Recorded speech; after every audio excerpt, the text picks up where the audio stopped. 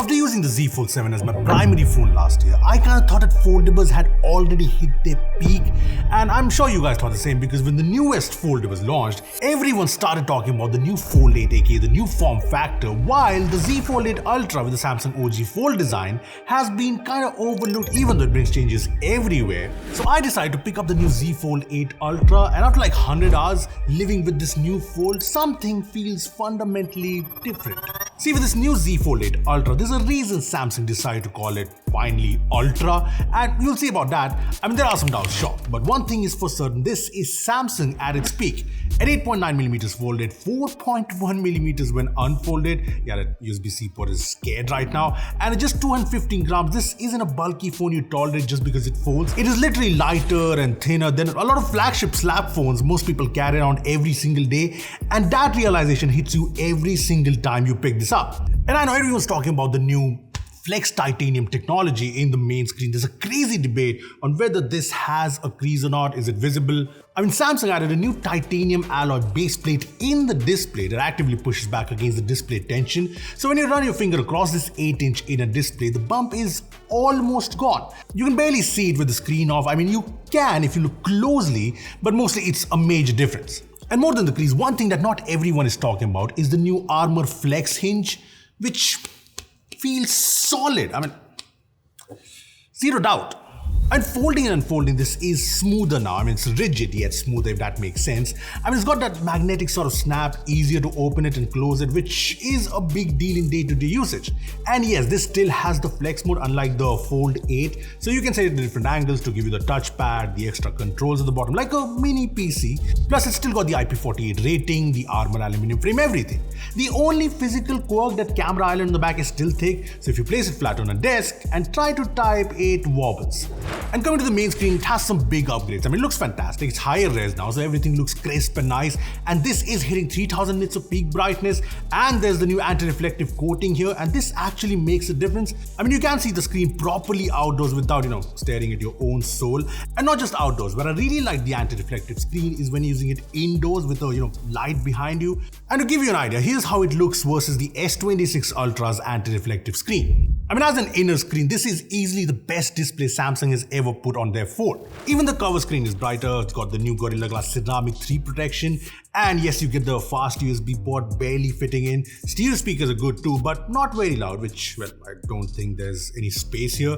The fingerprint scanner remains on the side, but there is one thing to note though. I mean, to chase that ultra-thin 4.1mm chassis, Samsung once again skipped the internal digitizer slot, so once again, no S Pen support. Now what's good though is Samsung is finally upped the battery here. Yes, this has a 5000 mAh battery and, wait for it, silicon carbon battery. Yeah, finally! And this honestly gives me a lot of hope for the S27 Ultra, and let's not jinx it.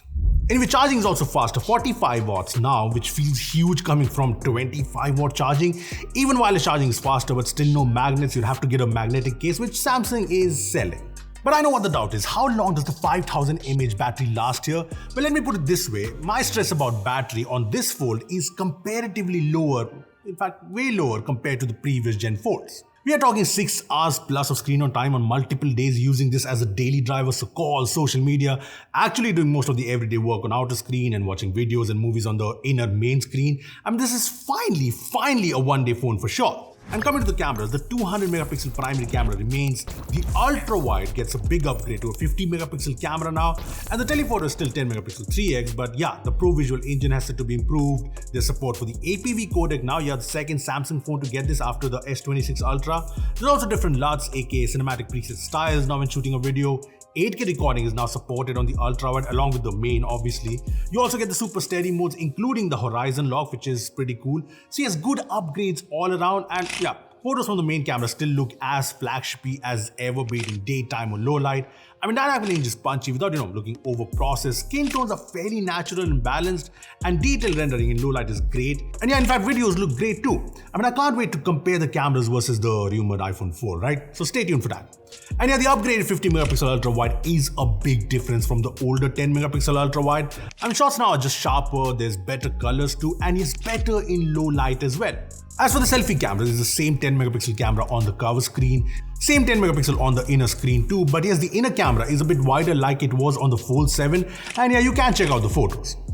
You also get all the Galaxy AI features we saw in the S26 Ultra. There's the photo assist, so you can ask the AI what you want to do in a photo and it'll make the edits easy. There's the now nudge feature which brings you contextual suggestions in the keyboard, and it's better here as it directly opens up in split screen, yet making use of the bigger screen. You also get Gemini Notebook pre-installed here, and in this big screen, Gemini Notebook turns into a full-blown dual pane, research desk. There's also the new My Cam feature that has been going viral, and this is one feature we haven't even seen in the S26 Ultra, and this is actually great. I'm saying you have a video with multiple people, a lot of crowd, all you need to do is hit the Galaxy AI button, tap on My Fan Cam, after which it'll detect faces, and all you need to do is just tap on the subject, the AI will track it, and it will reframe it based on the aspect ratio you choose. There are multiple options, and perfect for reels and shots, and works very well. And apart from the Galaxy AI features, you get the latest One UI 9 update based on Android 17. So yes, everything is smoother, animations are better, quick settings are way more customizable. Check out our One UI 9 video for all the new in this update after you're done here.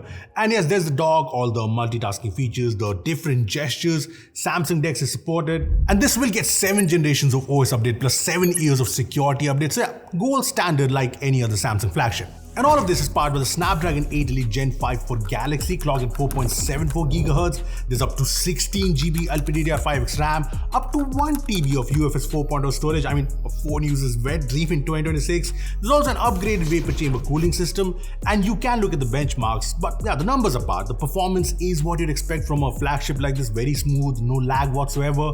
Even when you're multitasking, or even when playing the most intensive games, which run pretty well on this phone. And yes, it gets warm near the camera module after like 20 minutes of heavy gaming, or even when using the phone outdoors at high brightness, but it's warm and never really overheating, so no problems there. So yeah, where does that leave us after using this phone for 100 hours? Well, if you ask me, the Z Fold8 Ultra isn't just a gimmick or an experimental piece of hardware anymore. It's a proper mainstream flagship phone. See, the conversation about foldables being delicate or impractical is officially done and dusted. And honestly, I know the hype, all the talk has been about the new Z Fold 8, but this, the Ultra, the OG Samsung Fold design, is what appeals to a lot of people. And what Samsung has built here is a super refined, ultra-thin boss phone that seamlessly fits in your pocket like a regular phone when you want it to, and expands into a productivity monster when you need it to. Now yes, if you are planning to get it, there are these pre-order offers, bundle offers to get big discounts on the new Watch Ultra 2, Watch 9. There's also no question asked 50% assured buyback value after 1 year with the Galaxy Forever program, Samsung Care Plus for screen and damage protection, extended warranty, for the peace of mind. So yeah, that's pretty much it, but I want to know your thoughts on the new Z Fold 8 Ultra, so comment below.